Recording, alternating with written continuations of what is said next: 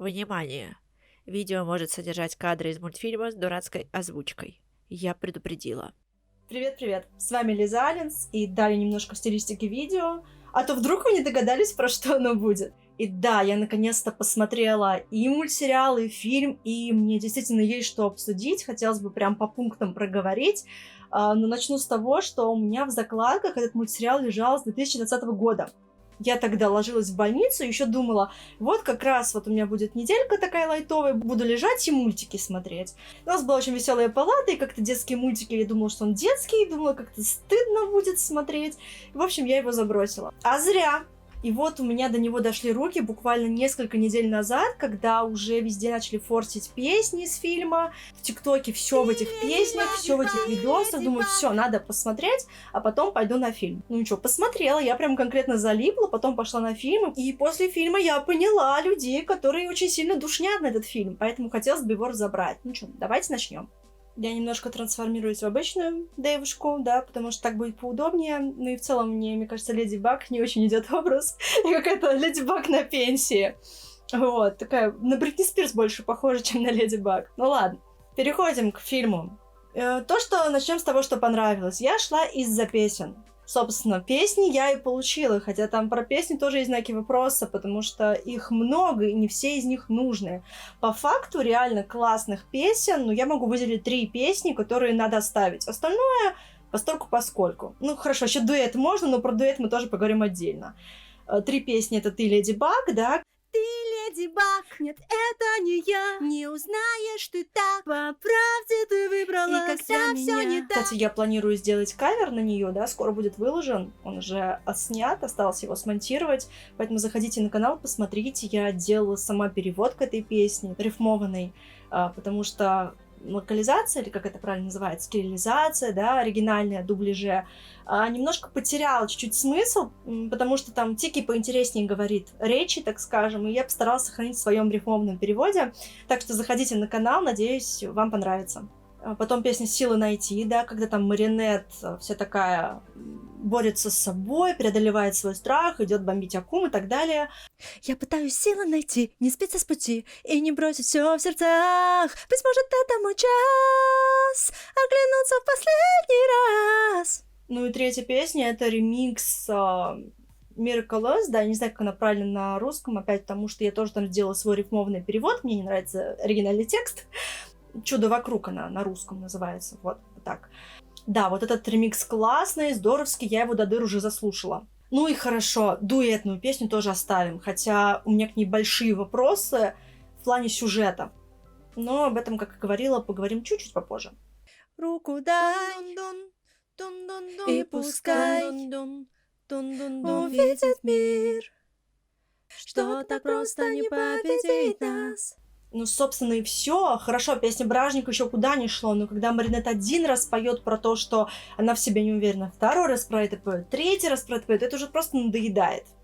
Да и песни такие немножко безликие и как-то ни о чем. Ну, из хорошего, конечно же, графика. Видно, что на ней постарались, она лучше, чем в мультфильме. Но тут такой момент лично мне. Да, мне нравятся анимированные волосы. Классно, когда появилась физика у волос. Бася, не шуми, пожалуйста. Попалась моя маленькая Акума. Да, графика классная, она плавная, волосы проработаны здорово, когда они висят вниз головой, да, и волосы падают вниз. То есть, ну, в этом плане здорово.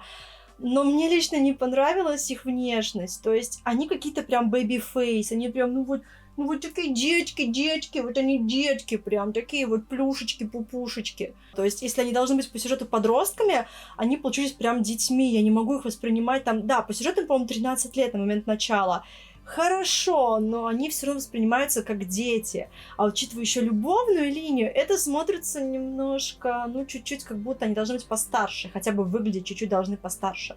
Ну, просто, например, Кота в мультсериале внешкой мне прям нравится, как получилось. Он прям такой подросток, мальчик симпатичный.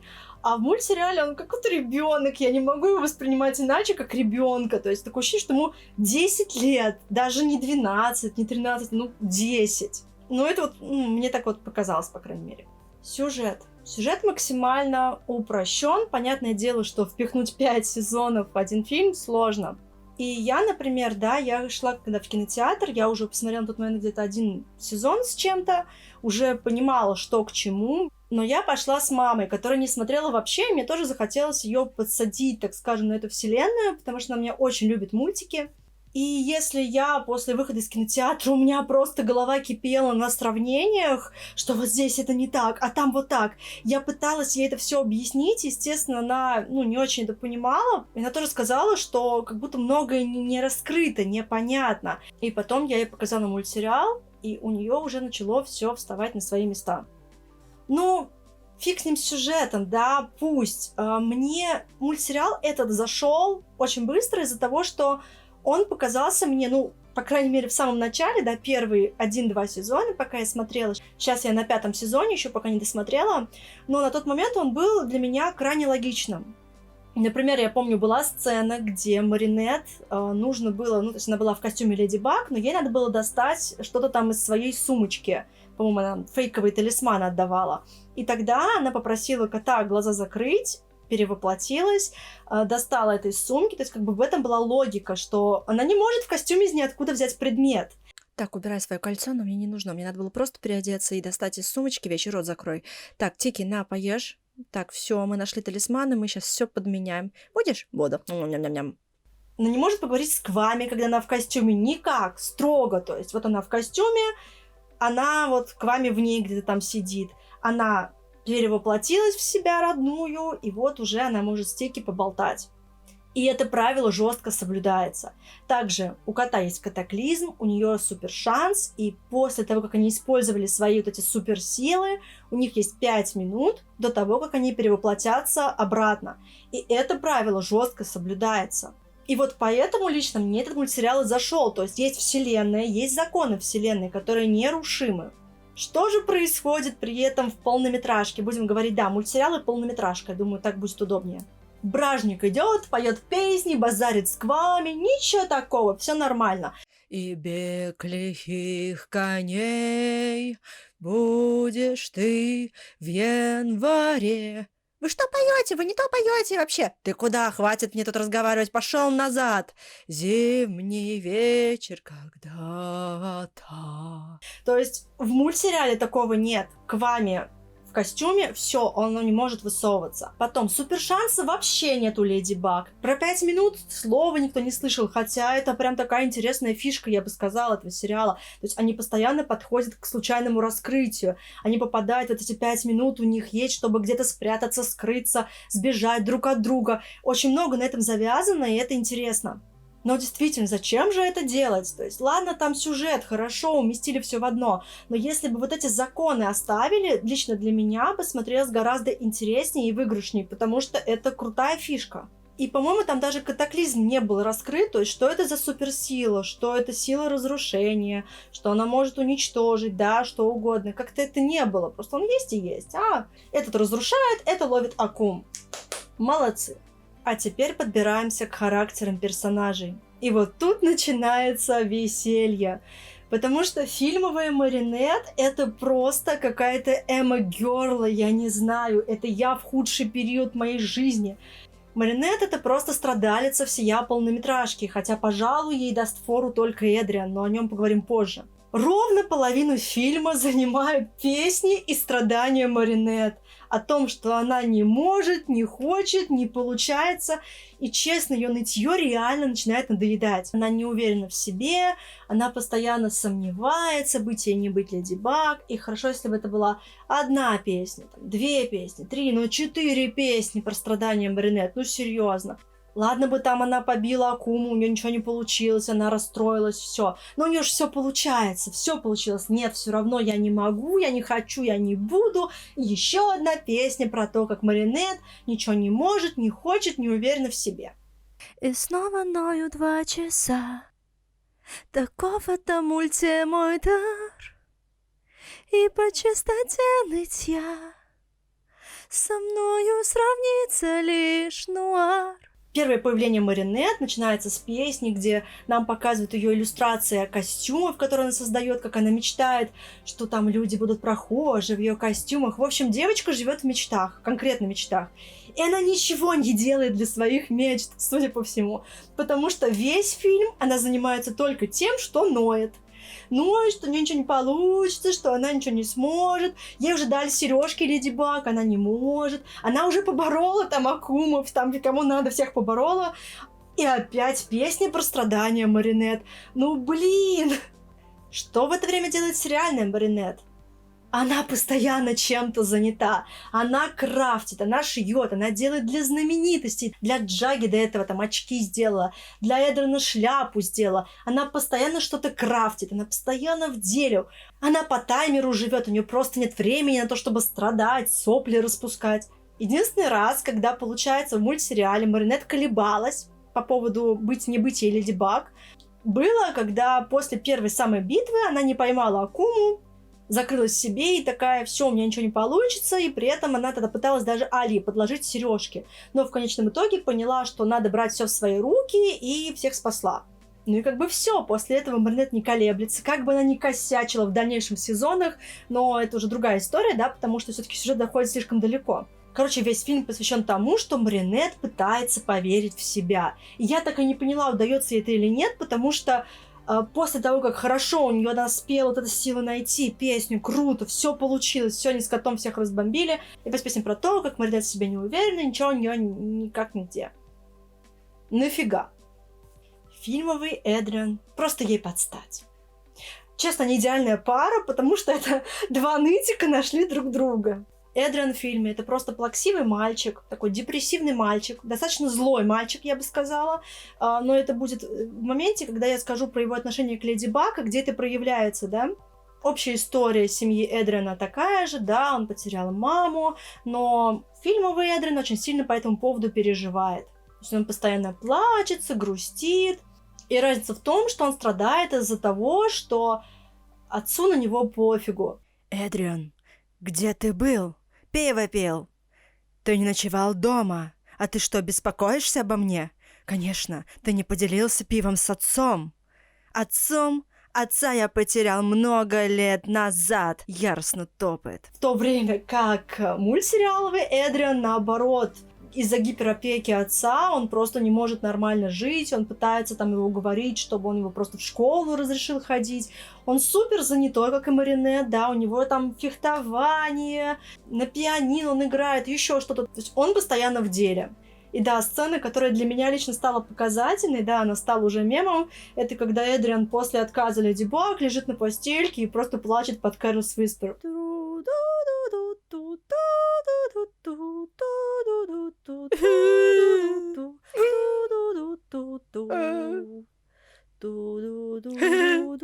Может, если я не буду отвечать, она поймет, что я долбоёб. Классно. Я не могу себе представить, чтобы мультсериальный Эдриан, да, кот Нуар, суперкот, вот просто сидел и вдруг плакал, потому что даже этот самый отказ, он переживает совсем по-другому. Но об этом чуть позже поговорим, потому что про их любовную, так скажем, ветку хочу поговорить отдельно. Да, поэтому к теме Эдриана и Маринет мы вернемся, когда поговорим про их уже взаимодействие с друг другом, и там тоже открывается характер очень интересно. Особенно у Эдрина. Далее про характер персонажей хочу сказать про Квами.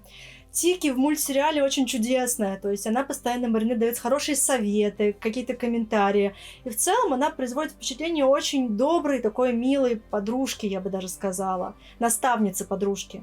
Тики же в полнометражке это какое-то существо с очень достаточно жестким характером, которое просто ее вынуждает стать Леди Баг. В песне «Ты Леди Баг», например, там даже есть строчка, которая была упущена при переводе, но не упущена в моем кавере. Тики буквально ей говорит: я тебе сейчас задницу надеру. Ну, то есть, вы можете себе представить милашку Тики из мультсериала, которая скажет: сейчас тебе жопу напарю, извините. Ну, то есть, я, например, не могу. Я не леди Ты Баг. меня не слышишь, подошло к концу Нет, я терпенье. не смогу. Я сейчас возьму ремень, пора принять Когда решение. всё не Сложно так. не... Плаг — это вообще без комментариев, потому что это персонажа опустили просто до нельзя. В мультсериале у него действительно прикольные шуточки, и ощущение сложилось. Даже я знаю, что в фандоме спорят, является ли вот эта вот личность кота Нуара, да, отчасти из-за Плага. То есть не приходит ли к нему в костюме часть характера Плага. Ну, тут как бы споры. Кстати, напишите в комментариях, что вы думаете по этому поводу. Является ли вот эта личность кота Нуара отчасти из-за Плага? Или же все-таки это характер Эдриана так проявляется на самом деле, и в душе он вот именно такой? Ну и вот эти, да, пердошутки, которые в целом не смешные, которые портят характер персонажа, потому что в мультсериале Плаг так не делал. Плаг вообще очень прикольный такой Квами, да, юморной. И я не понимаю, зачем так портить персонажа таким глупым юмором, да, таким каким-то хабальным, наверное, поведением. Вот, напишите в комментариях, что думаете по этому поводу тоже. Ну, по мне, да, характеры Плага и Тики тоже очень сильно изменены и не в их пользу. Далее, друзья персонажей. В целом, они, конечно, из-за того, что времени эфирного было мало, они не очень сильно раскрыты. Единственное, хочется отметить внешний вид Хлои, да, то есть над персонажем действительно поработали, и да, можно понять, почему она королева школы, там, или как она кем себя считает. Ну и да, конечно же, нельзя не отметить главного злодея этой киновселенной, это Габриэля Агреста, да, ну если вот в реальной жизни будем называть так. И тут, конечно, тоже большой диссонанс, большое отличие, потому что в полнометражке, да, в конце такая трогательная сцена, примирение его с сыном, все это его сын, как он мог, типа, все хорошо, ну, конечно, да, там продолжение следует, естественно, но при этом в мультсериале была сцена, где он чуть его не убил, и такой, что сделано, то сделано. Типа, какая разница? Эдриан, что сделано, то сделано. Ну и, конечно, самый большой косяк, на мой взгляд, это любовная линия, это главная любовная линия, главная интрига всего сериала, да, в целом. Это их отношения, Леди Баг, Нуар, Адриан, Маринет, все запутано, четырехугольник, классно. И самое большое для меня было разочарование в полнометражке, потому что, когда я смотрела мультсериал, я прям понимала, что Нуар действительно потрясающе относится к Леди Баг, он просто ее на пьедестал возводит, и это видно в каждом его жесте, в каждом слове, которое он ей говорит, во всем это скользило. Но при этом что происходит в полнометражке? Самая их первая битва, когда они только встретились, опять, кстати, еще упущение, что Квами даже не рассказали про существование друг друга. То есть в оригинальной истории, по крайней мере, Тики объяснила Маринет, успевает объяснить Маринет правила, и она уже знает, что встретит некого кота. Здесь же они не знали друг про друга вообще. Ну, то есть, как бы, как, что, почему целую песню, значит, Тики ей пела про то, что ты должна быть Леди Баг, но не рассказала, что еще должен быть кот Нуар, она должна его встретить, они будут партнерами. Спасибо, конечно, но мне не нужен защитник. А ты вообще кто? Я супер-пупер-кот. Я тебя знаю? Как в мультсериале кот Нуар понимает, что влюблен в Леди Баг? После их первой битвы, да, она высказывает, такая выступает против всех, против бражника, такая смелая, и все, он сразу говорит, я влюбился. И начинается уже развитие. Что происходит при этом в полнометражке? И почему мне как-то ощущение сложилось, что на самом деле Эдриан, да, или там кот Нуар, он не любит Леди Баг. Были моменты, когда я могу прям сказать 2 эпизода, которые прям показательные. Первый момент — это когда их была их первая битва, и они там что-то летали, да, еще ничего бы не умели. Да, кстати говоря, они еще ничего не умели, при том, что в мультсериале у них как бы это было, так понимаю, встроено в костюм, да, то есть они по умолчанию обладали гибкостью, там, ловкостью, все дела. Тут они еще обучались. И вот, значит, они несутся, он ее, значит, везет за собой, и она пролетает мимо колокола. Мимо колокола бьется об этот колокол. И он такой улыбается, говорит, это музыка для моих ушей. Это музыка для моих ушей. Типа... Чего, блядь? Ну хорошо, на тот момент он хотя бы не был в нее влюблен, и просто мы узнали, что Эдриан немножко, ну на самом деле, такой мальчик-то, ну, злобный, я бы сказала, да? Но мемный момент с Карлс Уиспер, когда его леди едва не погибла, да, она борется там одна, вывозит, как там в огне, в говне. Она, значит, пытается разгромить всех. Он лежит, страдает. Хорошо, ты страдал, тебе же Плаг пинает, типа, иди, ну прям пора. Он такой, подождет, больше мне оценить будет.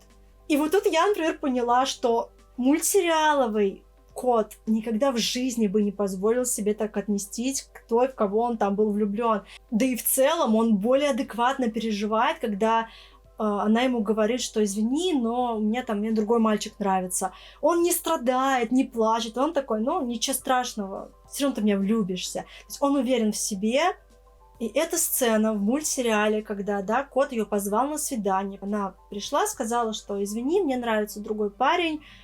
Он совершенно спокойно, да, он расстроился, но он адекватно это принял. И у него была, значит, роза для нее, и он ей дал ее, сказал, что, ну, все равно возьми, это тебе она очень идет. Это очень красиво, это очень мило, это очень достойно. И поэтому он не расстраивается, не убивается и как бы говорит, ну ничего страшного, ну так бывает. Докажу, что я достойный, и она еще в меня влюбится. Это поведение адекватного человека. Собственно, поэтому многие и крашат кота. Он действительно очень приятно себя ведет, очень приятно за этой Леди Баг ухаживает. И этот, значит, маменькин, папенькин сынок просто плачет под Корлес Виспер. Нет, я не буду ей помогать, не хочу, она вот сейчас там пострадает немножко, меня больше ценить будет. Ну, типа, это вообще, как его нарисовали бэбиком 10-летним. Видимо, он и думает 10-летним бэбиком. Но справедливости ради замечу, что фильмовая маринетта Леди Баг его стоит, потому что она приходит к нему, да, он ей как бы песню признания поет, тот самый дуэт, который как бы очень красивый, но ведь в песне она отвечает ему взаимностью, по сути. Происходит очень романтичная, красивая сцена, и в конце она говорит: «Извини, мне нравится другой». При этом в мультсериале, когда кот позвал ее на свидание, прям как бы на крыше вечер, там он свечки все организовал, она же не пошла, она не пришла. Она пришла только после того, как они поговорили уже с ним, как маринет с котом, да, она все-таки приходит, и она сразу ему говорит: извини, но нет, спасибо, но нет. Ну, Арчик, я не хочу играть на твоих чувствах и врать тебе. Ты мне больше, чем напарник. Ты мой друг. А врать друзьям нехорошо. Но почему ты об этом заговорила? Потому что мне нравится Андрюша. Андрюша? Пожалуйста, посиди во френдзоне до 5-го сезона.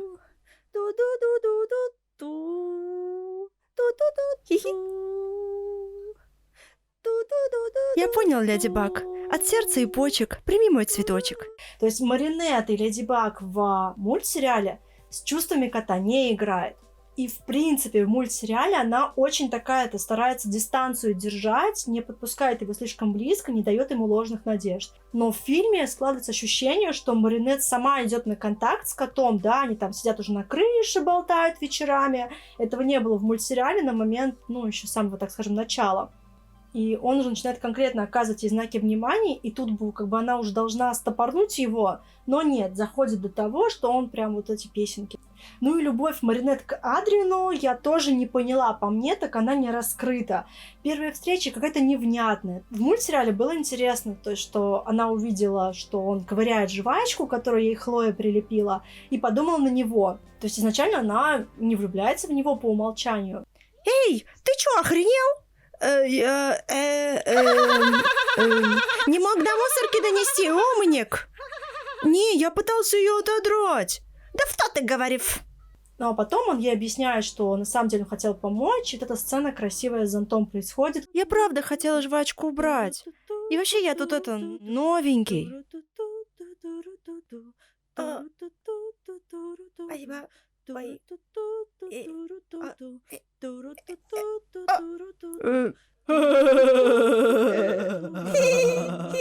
А я на такси.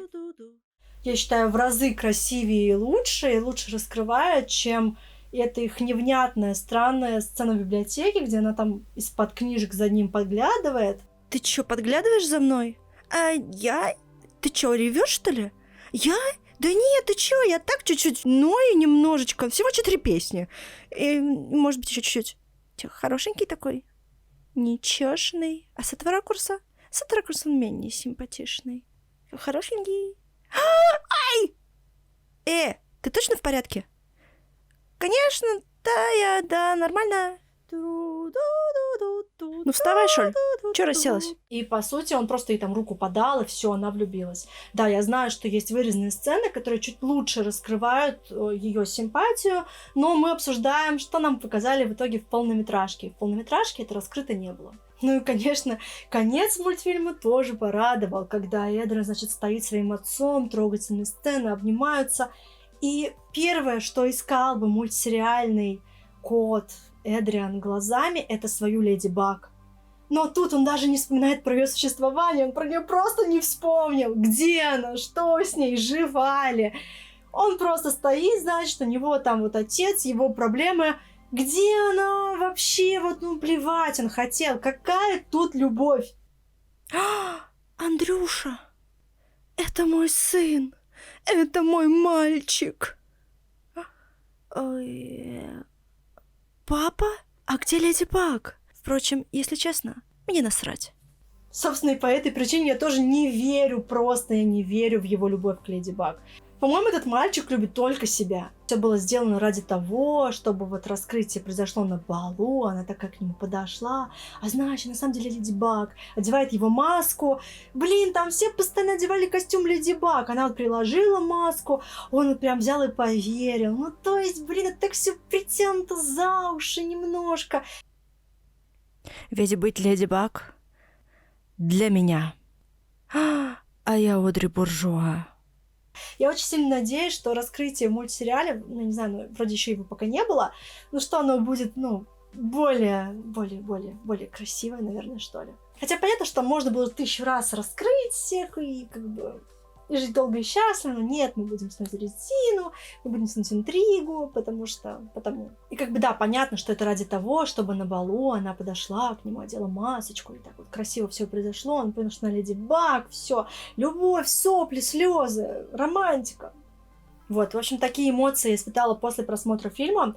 Я ему все равно справедливости ради, я ему поставила 7. То есть я прям зашла на Кинопоиск, поставила 7 баллов, при том, что у мультсериала у меня стоит 10. Ну, если мне что-то очень сильно нравится и впечатляет, это 10, и даже плевала я на все маленькие косяки. Расскажите, пожалуйста, в комментариях, как вообще вам мультик, как вам мультсериал, как вам полнометражка. Не забудьте посмотреть мой кавер, который выйдет скоро. Возможно, на момент, когда вы посмотрите это видео, он уже будет на канале. И да, если кто-то захочет поддержать мое творчество, вы можете это сделать на Boosty и ВК Донат. Ссылки есть в описании к видео. Спасибо за просмотр. Не забывайте ставить пальчики вверх, подписываться на канал. И до встречи в моих соцсетях и новых видео. Пока-пока. Насте нравится, да, нравится. Нравится плакат. Остатки реквизита валяются.